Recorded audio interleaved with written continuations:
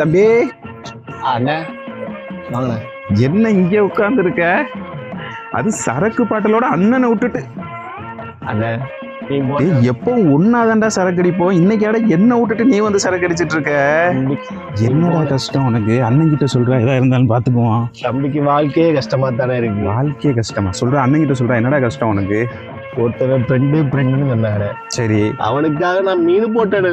சரி, கடைசியில காசு போட மாட்டேங்கானே. என்னென்ன பண்ண சொல்றீங்க நீங்க? அதுதானே எனக்கு ரொம்ப கஷ்டமா இருக்கு. தாங்க மாட்டேங்குது எனக்கு.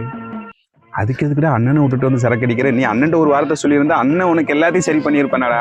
இன்னைக்கு ஒரு நாள் மட்டும் விட்டுருனேன். இன்னைக்கு ஒரு நாள் மட்டும் விட்டுருனேன். தமிழடா ஒரு பாத்துக்கிறேன். அவன் தானே போன் பண்றான். அட்டன் பண்றான். ஏய் வழக்கண்ண சொல்றா. ஓகேடா.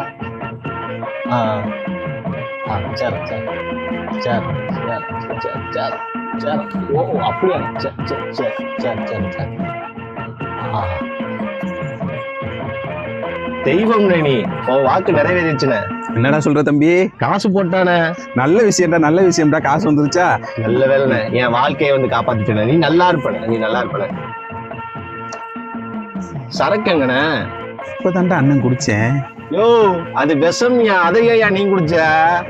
என்னடா சொல்ற? அண்ணனை இப்படி ஏமாத்தாடா. அண்ணன் இப்பதான்டா குடிச்சேன். காசு போட மாட்டேக்கான்னு சொல்லிட்டு நான் சாகலான்னு சொல்லிட்டு தான் விஷம் வாங்கி வச்சிருந்தேன். அதை குடிச்சு என் வாழ்க்கையை காப்பாத்தி நீ சாக போறியா? நீ நல்லா இருப்பையா, உன் குடும்பம் நல்லா இருக்கு.